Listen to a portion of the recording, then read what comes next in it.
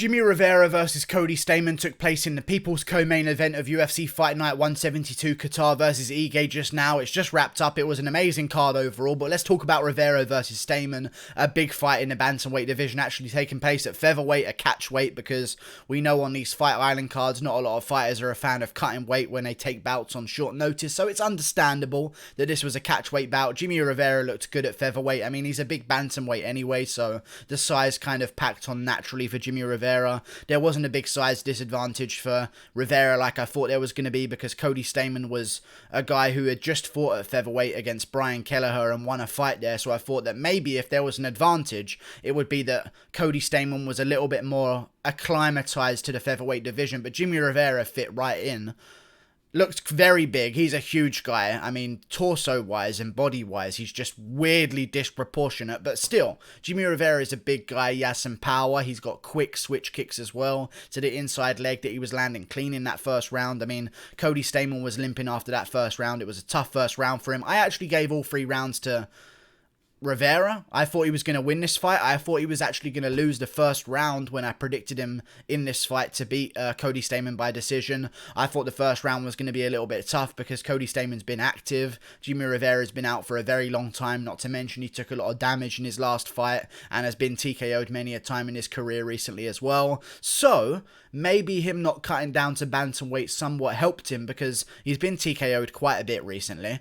All of that weight not having to be cut last minute from his brain must be somewhat handy in terms of him taking shots. He did eat a few good shots from Cody Stamann. Cody Stamann threw a flying knee at one point that landed quite clean. A couple good check hooks as well on a lazy right hand coming back to the face of Jimmie Rivera. He was a little bit sloppy defensively sometimes, but Jimmie Rivera just completely kind of outclassed Stamann over 3 rounds. I mean, even in the grappling department. People told me that Stamann was going to go out there and out-grapple Jimmie Rivera like they didn't know who Jimmie Rivera was, because Jimmie Rivera's got some of the best grappling in the bantamweight division. He doesn't get really held down by anyone. I know he lost to Aljamain Sterling, but still, it wasn't a completely shut-out dominance performance from Aljamain Sterling, and that was quite a while ago as well. These guys are still evolving. I just thought that Jimmie Rivera was going to come back and remind people why he's ranked where he is, because I think when people see you lose so many times, like they've seen with Jimmie Rivera, they just count them as losses.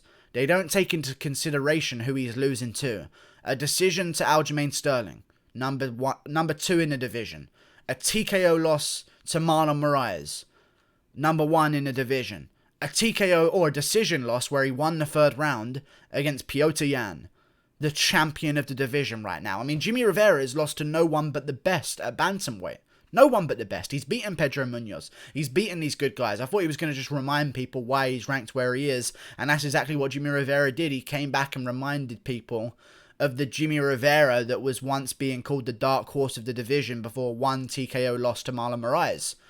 I think Jimmie Rivera is a savage. I think he can still hang with the top of the division at bantamweight. He showed that he can hang with Petr Yan in his fight with Petr Yan. And I'll be honest with you guys, I'm somewhat intrigued on how a 5-round fight between the pair of them looks. I think Yan would dismantle him. I think Yan is improving at a very dramatic rate in between fights because he's so young. However, Jimmie Rivera is still in the mix, and I don't know what was on the line here. I think it was just kind of relevancy. Who's going to keep their name out there? Who's going to keep their name out there with a win next to it as well? And who's going to keep in the level of the rankings of the division that they're in right now? I feel like if Cody Stamann had won the fight, which he didn't, maybe he could have got a fight with the winner of Sean O'Malley versus Marlon Vera. But listen, Jimmie Rivera versus Marlon Vera, Jimmie Rivera versus Sean O'Malley, Jimmie Rivera versus the winner of Dodson versus Merab. All of these fights are a possibility. Even Jimmie Rivera versus Rob Font.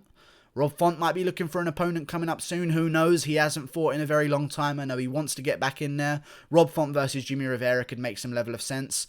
Maybe even if the winner of Munoz versus Edgar doesn't get a big jump up the rankings that they want. Because I know that Moraes is taking on Cody Garbrandt now, so that might hog up the top of the division. Aljo's also looking for a title shot, and Sandhagen's probably going to be fighting Cruz. A lot of the top 5 are booked right now or have ideas of who they're fighting next. So Jimmie Rivera, maybe take on the winner of Edgar versus Munoz. Maybe slide yourself in there, and if it's Frankie Edgar, that's a big name for you, man. And honestly, I wouldn't mind. I think Jimmie Rivera's earned a place as maybe the co-main event of a fight night against the right person, but definitely the headliner of a prelims of a pay-per-view. I mean, Jimmie Rivera's earned that slot here. I wish he would have been the co-main event so more people would have got to see it, but Elliott versus Benoit was somewhat of a good fight, so maybe not. But Stamann's takedowns just weren't enough. One thing I do want to mention though, Stamann was in a good position against Jimmie Rivera and they just completely separated it. This was something that was happening throughout the card. I noticed it. But, like, they just keep separating these clinches and takedowns way too much. And I don't understand why they do it. But they did it with Cody Stamann. I kind of get the Stamann one because he wasn't doing anything with it. But he was in on the takedown. You can't just separate that. Fair enough if they're stuck in over-unders. And they're both just head positioning each other and grinding the foreheads into each other's chins. And no one is progressing from an over-under position. Or one guy's got double unders and he's just leaning against the guy. Not throwing even any foot stomps.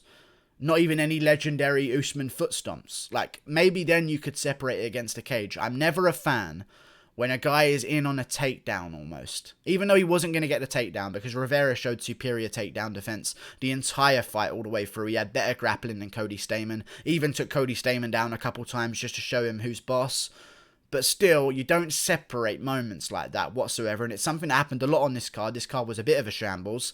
But Jimmie Rivera got the job done and looked impressive doing so. His combinations were good. He kept landing clean shots. The inside leg kick was money all day for him.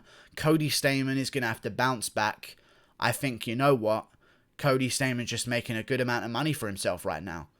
He's staying active. He just fought Brian Kelleher. Beat him. Got his show and win bonus. Just lost to Jimmie Rivera. Didn't take much damage whatsoever. Took it on like 3 weeks notice. So didn't even have to put himself through a full fight camp for it either. Looked good. Didn't have to cut any weight. Took it at catch weight. Got his show money, which is arguably probably, I would say, 22 or 24 grand for Cody Stamann. Plus his Reebok sponsorship. And he's had quite a few fights in the UFC now, so that's probably 5,000 extra. I mean, Cody Stamann's making some decent money, especially when he takes him this active. I would like him to take some time off. He took a lot of inside leg kicks. His eye is also swollen up quite badly. I mean, not that badly, but still, he's had some little bruises here and there that I think he should just relax. Even in the Kelleher fight, he didn't get out of that in one piece. Like, he did beat Kelleher, but Kelleher was landing some calf kicks. Some kicks, some twitch kicks to the body, some punches as well. Those things are accumulating damage, whether Stamann realises that or not. But he stepped up for the card. The card would have been terrible if this fight was not added on short notice, so I'm glad that he stepped up for the card. I just feel as though he needs some time off now, and maybe he should look to take on the loser of John Dodson versus Merab Dvalishvili, because if it's John Dodson, I'm down for that fight. And also, another thing I wouldn't even mind that could happen, a rematch between him and Song Yadong. Song Yadong coming off a win against Marlon Vera that I didn't think he won, but it was a close fight, so whatever. I didn't think he won it, but I thought Marlon Vera won it, in my opinion. But still, Song Yadong, technically coming off a loss, if you know what you're looking at, and Cody Stamann also coming off a loss. Maybe get them both in there around November or December to fight each other again in a rematch, seeing as there's so much controversy in the first one. Listen, if they put on a good main event of a fight night card, and they stick on Stamann versus Yadong somewhere in the co-main event, or maybe the feature fight again, I'm watching that card. I'm watching every card anyway, so I don't know why I say this. I watch every single card anyway, even I versus Calvillo, I sat through the whole fucking thing at 7 AM. But still, if they put Stamann versus Yadong on a card, it's a great card. Doesn't even need much more else other than a good main event, because that is a great fight. It's got the controversy. It was a draw, but it wasn't. Stamann should have won, and now they're going to right the wrongs of the first fight that never got to be the way it was supposed to be, and they're going to run it back, and we're going to decide who the real better fighter is, and is Stamann actually the better fighter, or did Song Yadong just lose because of the point deduction, blah, blah, blah, whatever they're going to come out with the fucking narrative they're going to try and spin up for the promos. But still, I like the matchup. I think that could happen. And for Rivera, look for the winner of Dodson versus Merab. Maybe look for Rob Font. Maybe look for the winner of Edgar versus Munoz. Rivera's in a much better position, obviously, because he won. And he's really high up the rankings anyway, and only about 2 fights away from a title shot. And who knows? He made Yan look competitive. And that's something that not a lot of people do with Piotr Yan. So, if Rivera's in a good enough position inside the top 4 or 5... and Yan beats Algio and maybe one other guy, the winner of Moraes versus Garbrandt, who knows? Or maybe even if Yan loses to Algio and is now in the top 3 looking for an opponent, they could sell me on a Yan versus Rivera rematch. So if I was Rivera, take some time, see how the division plays out, and then plot your move afterwards. Jimmie Rivera just looked really good, way faster, way more switched on, way better than Cody Stamann, in my opinion. Just a little bit better, showing what the level of the division is, where the next step up in the division is, because you can get to the 10 to 15 range. At bantamweight, there's always been that 10 to 15 range. The number 8 guy kind of sneaks in there as well. Number 9 fits in as well. But once you break that barrier, it's a different level. And then there's a level above that as well once you get to the top 3. But Rivera just showed Stamann levels. I really like Stamann, but I was hoping he won, because I think him versus O'Malley for sure could have happened after this if O'Malley beat Marlon Vera. But, you know, Rivera won. I predicted him to. Somewhat happy about it, so Rivera gets it done. Good job. Like and subscribe. Click that button there. Great fights to come up soon, I'm sure, after this. The matchmakers are going to have a fun time. Like and subscribe. Goodbye.